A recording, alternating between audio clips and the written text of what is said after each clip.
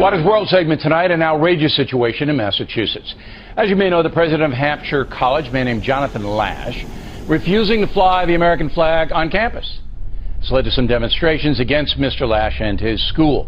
So we sent Waters up to the Commonwealth, talked to the folks about it, also to see if Mr. Lash would talk with him. Lonely flagpole at the center of the Hampshire College campus in Amherst is also at the center of a new controversy after the college decided to remove the American flag in order to facilitate a dialogue about what Old Glory actually stands for. What the heck is going on in this town? Well, a lot of people in this town live in that alternative world, alternative universe. It's really leftist. If you go to the center of town and you look at the town hall, you'll find that the town flies the flag of the United Nations. Not one her is. She does not represent anything that they stand for. She's giving money to senators. That is the Secretary of Education being blocked and shouted down while she was trying to visit a D.C. public school this morning. This exclusive video shows Betsy DeVos outside Jefferson Middle School, where protesters repeatedly blocked her path. But DeVos persisted. She made it inside that school. Tim Barber has reaction to the visit and the protests. She does not represent anything that they stand for. The Education Secretary's visit was supposed to be low-key. You should go back. But protesters turned it into chaos. Secretary DeVos came to Jefferson Academy for a tour of the Southwest Washington School and to meet students, faculty, and staff. What do we want? Save our public schools! But the local teachers union got wind of the visit, so it organized a protest. Protect our schools! Response was quick, too. D.C. Mayor Muriel Bowser weighed in on this protest by saying this, quote, "Protest peacefully, protest is fine, but we do not condone violence. We welcome Betsy DeVos and anyone who wants to learn more about our schools." D.C. Public Schools also responding, saying that leaders are proud that the Secretary of Education chose to tour, quote, "the fastest improving urban school district in the country." A spokesperson also called the meeting productive. For a pod of unlucky pilot whales, dozens of rescuers desperately trying to save hundreds of them beached in New Zealand's Golden Bay Friday. Up to 300 whales have already died, volunteers attempting to send more than 100 more back to sea.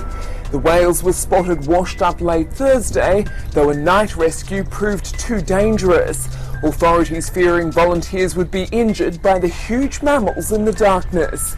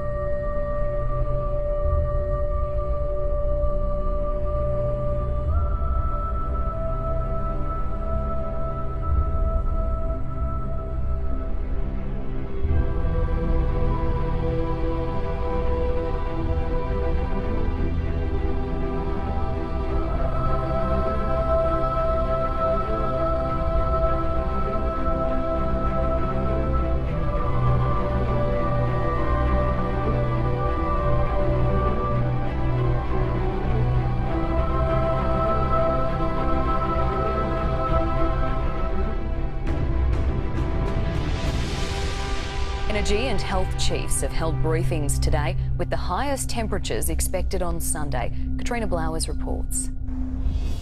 Well, health warnings have been issued for all Queenslanders, with high temperatures set to smash records in many parts of the state. Already today, we've had 3 children rushed to hospital, reportedly suffering from heat-related illness at a North Lakes school.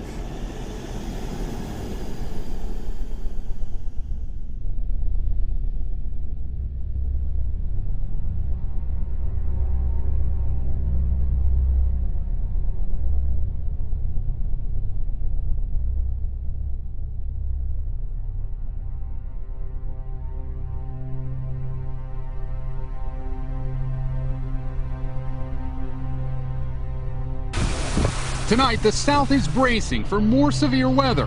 I don't know what's coming down. You got another one coming? After powerful storms ripped through Louisiana, at least 3 tornadoes touching down in and around New Orleans. Just total devastation. I can't believe it. Shredding homes, flipping trucks, and tearing this gas station apart. Well, breaking right now, radiation levels inside a Fukushima nuclear power plant damaged by that tsunami nearly 6 years ago is now at their highest point since that disaster. And experts believe melted fuel is leaking inside the plant almost daily, causing radiation levels high enough to kill a human being with just brief exposure.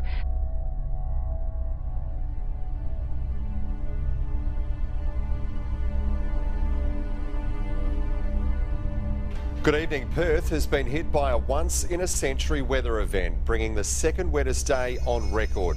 Tonight, it's also triggered an evacuation alert to our northeast. The city was drenched by more than 100 millimetres of rain in 24 hours. Flood alert is also out for the Swan River tonight, with levels expected to rise rapidly in the coming 24 hours. It's on the back of those record-breaking rains that washed out homes, flooded roads and put cars underwater across the city. Perth brought to a standstill. Nearly 10 times the average February rainfall dumped on the city in just one day. The downpour caused chaos. Homes and businesses flooded, roads submerged. It was Perth's second wettest day ever, and just 6 millimetres less than our rainiest day exactly 25 years ago. Perth also set a cold weather record. Yesterday was the coolest February day since records began. An actual fire tornado. Take a look at this incredible video. This was coming out of the Western Australia coast. Some of these flames reached about 60 feet tall. Now, keep in mind, fire bans in place in Australia, and the heat is the big story here. In fact, Australia likely to set many more records in the coming days.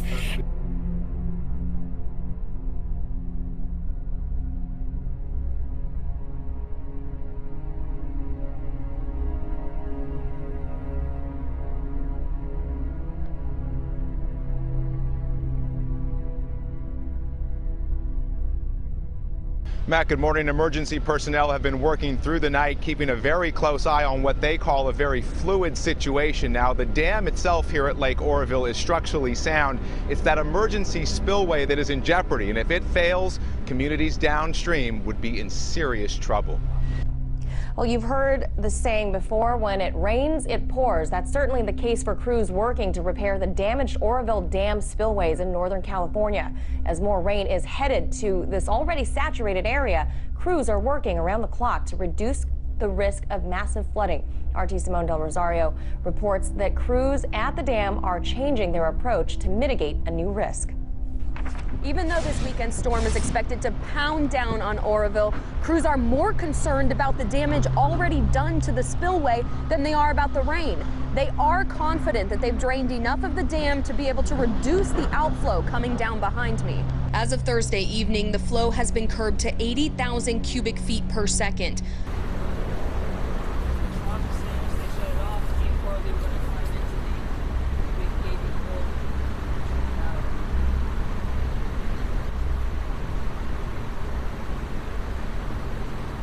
Tonight, Southern California is in the bullseye. The most powerful storm in years, unleashing a month's worth of rain in a single day. These are roads, not rivers, and it's just getting started. 70-mile-an-hour winds, flash flooding, and mudslides are in the forecast. If I see it's gonna get really, really bad, I'm out of here.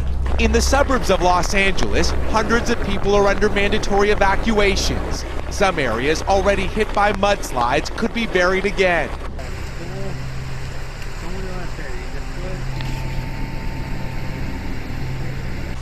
Across the region, the surf is up, trees are down, and power is out.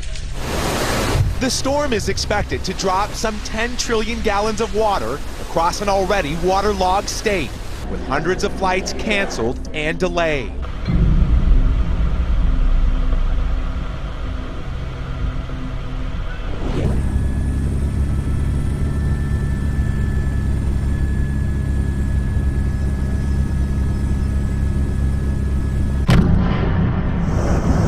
Oroville Dam in Northern California, they are racing to make room for 10 inches of rain after the emergency spillway showed signs of failure this week and prompted mass evacuations. We're still operating under an emergency situation.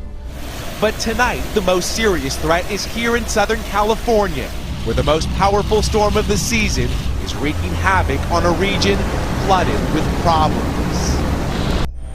A woman in Wolverhampton has died after being struck in the head by debris as Storm Doris batters Britain. In nearby Stoke-on-Trent, another woman was left with a serious head injury and hospitalised after being hit by a carport roof. On the west coast, the port of Liverpool was closed due to strong winds. Gusts of up to 150 kilometres per hour in some areas have wreaked havoc on transport across the British Isles. Meteorologists say the most violent gusts are caused by a weather bomb, essentially an extremely intense area of low pressure, which explodes when travelling beneath a powerful jet stream.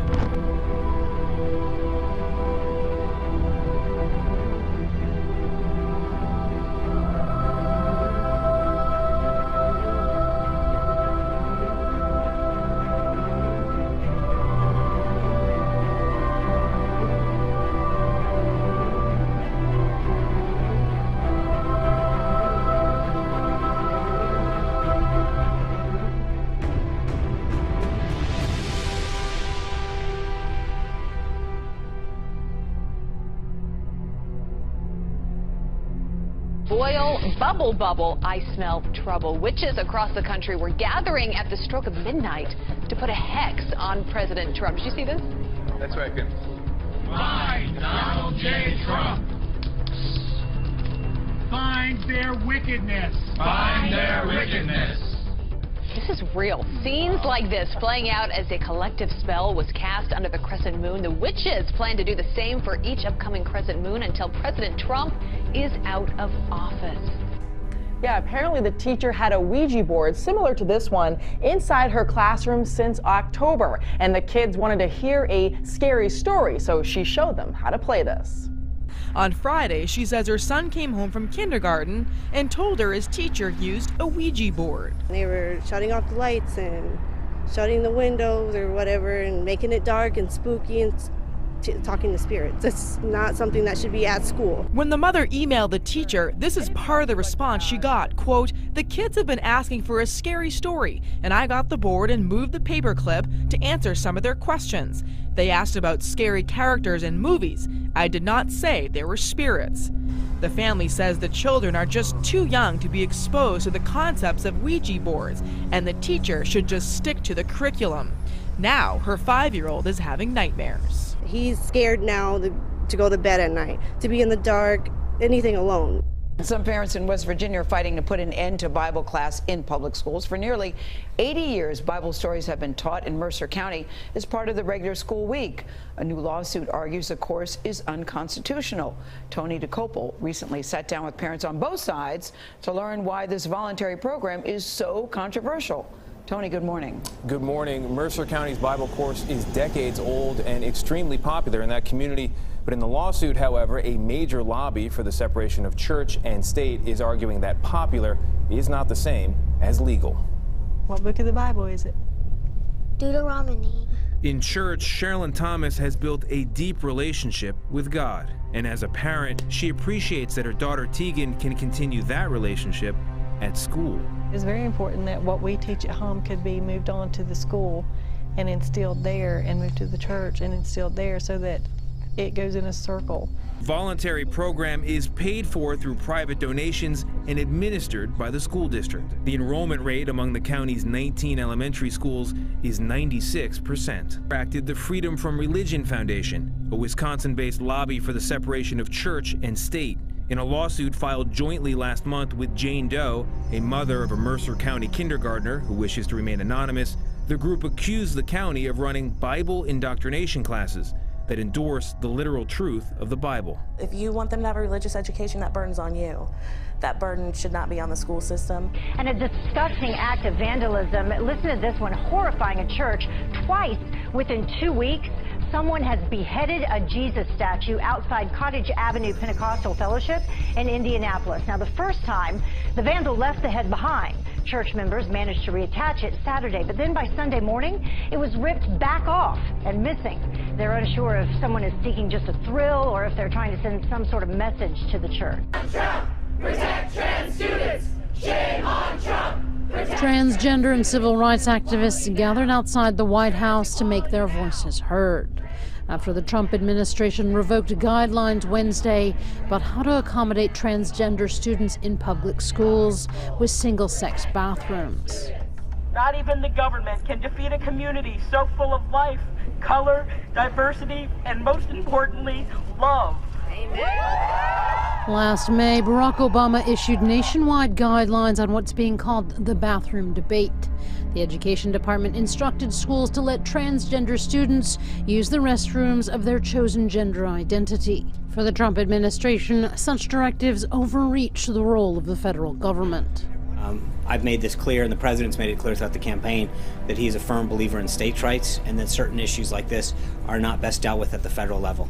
For gay, lesbian, trans activists and their supporters, civil and gender rights are a federal issue.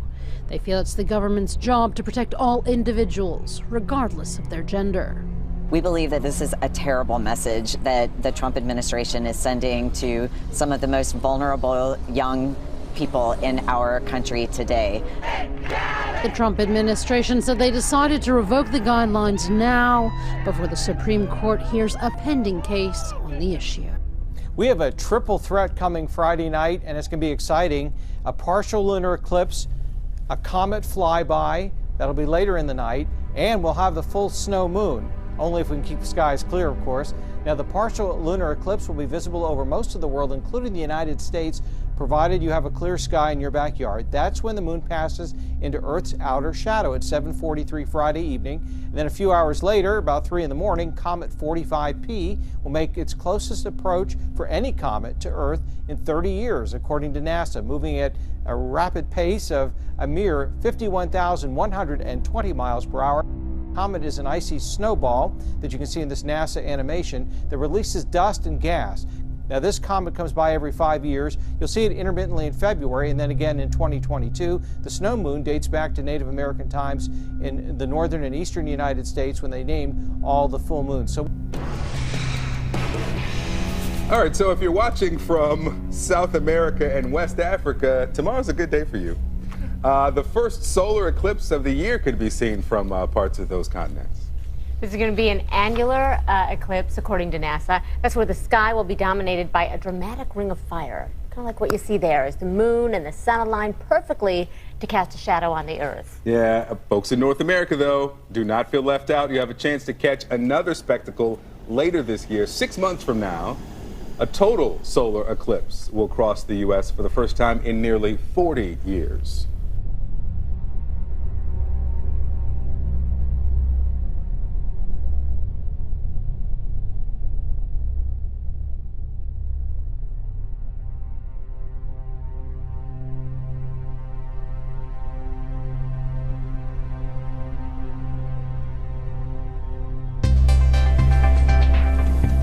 Mark Zuckerberg posted an open letter on Facebook this Thursday discussing what he wants the future of Facebook to be. He stated, "Progress now requires humanity coming together not just as cities or nations, but also as a global community. I hear fearful voices calling for building walls and distancing people they label as others. If the world starts to turn inwards, then our community will just have to work even harder to bring people together." Zuckerberg's company has started to create more of a community voice by adding the safety check system, where people can report on Facebook that they are safe after a disaster. Zuckerberg aims to do more. Facebook CEO Mark Zuckerberg positioning himself to be the self-appointed face of globalism.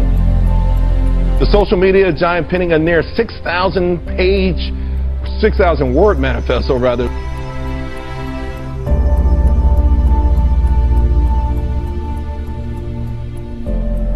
Mark Zuckerberg is taking it upon himself to more or less say, hey, listen, we need a one world, sort of a one world situation. It's no longer the case where a country can secure their things and leave other countries vulnerable. Because we're all using the same stuff. We're all using the same cell phones, the same computers, same operating systems, the same internet. So the first thing I want to do is talk about what we just saw in there. The Security Council just finished its regular monthly meeting on Middle East issues. It's the first meeting like that I've attended, and I have to say it was a bit strange. The Security Council is supposed to discuss how to maintain international peace and security. But at our meeting on the Middle East, the discussion was not about Hezbollah's illegal buildup of rockets in Lebanon. It was not about the money and weapons Iran provides to terrorists. It was not about how we defeat ISIS. It was not about how we hold Bashar al-Assad accountable for the slaughter of hundreds and thousands of civilians. No, instead the meeting focused on criticizing Israel, the one true democracy in the Middle East. I am new around here, but I understand that's how the Council has operated month after month for decades. I'm here to say the United States will not turn a blind eye to this anymore. I am here to underscore the ironclad support of the United States for Israel. I'm here to emphasize the United States is determined to stand up to the UN's anti-Israel bias. We will never repeat the terrible mistake of Resolution 2334 and allow one-sided Security Council resolutions to condemn Israel. Instead, we will push for action on the real threats we face in the Middle East. We stand for peace. We support a solution to the Israeli-Palestinian conflict that is negotiated directly between the two parties, as President Trump reiterated in his meeting with Prime Minister Netanyahu yesterday. The outrageously biased resolutions from the Security Council and the General Assembly only make peace harder to attain by discouraging one of the parties from going to the negotiating table. Incredibly, the UN Department of Political Affairs has an entire division devoted to Palestinian affairs. Imagine that. There is no division devoted to illegal missile launches from North Korea. There is no division devoted to the world's #1 state sponsor of terror, Iran. The prejudiced approach to Israeli-Palestinian issues does the peace process no favors, and it bears no relationship to the reality of the world around us. The double standards are breathtaking. Just a few days ago, the United States sought, unsuccessfully, to have the Security Council condemn a terrorist attack to Israel, where the terrorists opened fire on people waiting for a bus and then stabbed others. The Security Council would not hesitate to condemn an attack like that in any other country, but not for Israel. The statement was blocked, and that's downright shameful. Israel exists in a region where others call for its complete destruction, and in a world where anti-Semitism is on the rise. These are threats that we should discuss at the United Nations as we continue working toward a comprehensive agreement that would end the Israeli-Palestinian conflict. But outside of the UN, there is some good news. Israel's place in the world is changing. Israel is building up new diplomatic relationships. More and more countries recognize how much Israel contributes to the world. They are recognizing that Israel is a beacon of stability in a troubled region, and that Israel is at the forefront of innovation, entrepreneurship, and technological discovery. It is the UN's anti-Israel bias that is long overdue for change. The United States will not hesitate to speak out against these biases in defense of our friend and ally, Israel.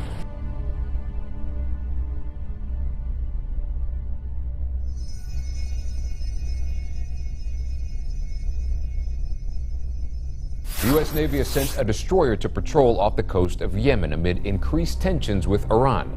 The USS Cole will carry out patrols and escort vessels. Two U.S. officials said today the ship's mission is to protect waterways from Houthi militia aligned with Iran. Earlier this week, the armed Houthi attacked a Saudi warship off of the western coast of Yemen.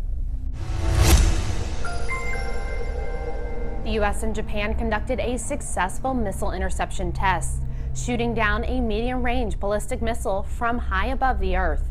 On Friday, February 3rd, USS John Paul Jones successfully took out the target ballistic missile using its onboard Aegis missile defense system and an SM-3 Block 2A interceptor. The test, a joint exercise between the U.S. and Japan, took place off the west coast of Hawaii, while no information on the duration or trajectory of the flight was given. The Aegis system is designed to intercept a ballistic missile around the middle of its flight, when the missile is at its highest point above the Earth. Vice Admiral Jim Sring, director of the Missile Defense Agency, called the test a critical milestone, adding that the system, quote, will ultimately improve our ability to defend against increasing ballistic missile threats around the world. For Newsbeat Social from Washington, D.C., I'm Caitlin Mangum. This is another Fox News alert. A U.S. official tells Fox News Iran has launched another missile from the launch pad where it conducted a ballistic missile test late last month. This is also the pad where Fox first reported exclusive satellite photos indicated another rocket was poised to put a satellite into space. Later, Iran took that rocket off the launcher. The reason Iran scrubbed that launch is not known. The missile that was fired just 11 hours ago is not a ballistic missile, but a short-range surface-to-air missile. We are told it impacted 35 miles away. All this amid a simmering war of words between President Trump and Iran's supreme leader. Correspondent Rich Edson reports from the State Department. President Trump prevented Iranians and those from 6 other countries from traveling to the United States. Iran then tested a ballistic missile. In response to that, U.S. sanctions. With all pressures and sanctions imposed on us, they hope to paralyze us. But of course they haven't fulfilled their hopes and will never do so, and no enemy can paralyze Iran. And then a presidential response. They are the #1 terrorist state. And more from his administration. As of today, we are officially putting Iran on notice. I think Iran is kidding itself if they don't realize that there is a new president in town. Russian President Vladimir Putin has put the Air Force on high alert for, quote, a time of war. Defense Minister Sergei Shoigu said that his ministry has been ordered to do what he called a snap check of the aerospace forces. Shoigu said this includes checking the combat readiness of troops, control agencies, and air defense systems. He said maneuvers were also launched on Tuesday with a focus on repelling likely aggression. North Korea has reportedly launched a missile, sending it hundreds of miles before it crashed into the sea, 300 miles off the coast. Reuters says the U.S. military confirmed it detected a missile test. The launch could be an extension of the country's efforts to advance its missile technologies. South Korea's government says the launch happened in the same area where North Korea previously fired a mid-range missile last fall. Reuters reports that South Korean and U.S. troops began large-scale joint military exercises on Wednesday, conducted annually to test their defense readiness against the threat from North Korea. The exercise, called Full Eagle, comes amid heightened tension following the latest test launch of a ballistic missile by the North on February 12th, and in the past prompted threats by Pyongyang to launch military action in retaliation. The exercise last year involved about 17,000 American troops and more than 300,000 South Koreans.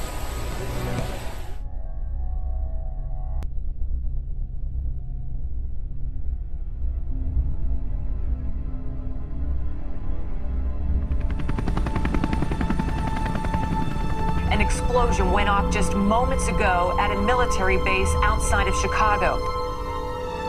Peace and security.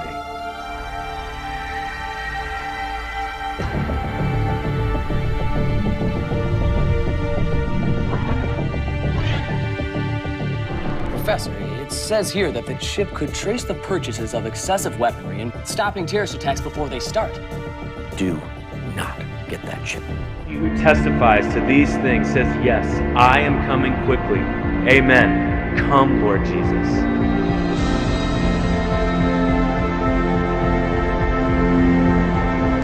That means he can come back at any moment. He can come back right now.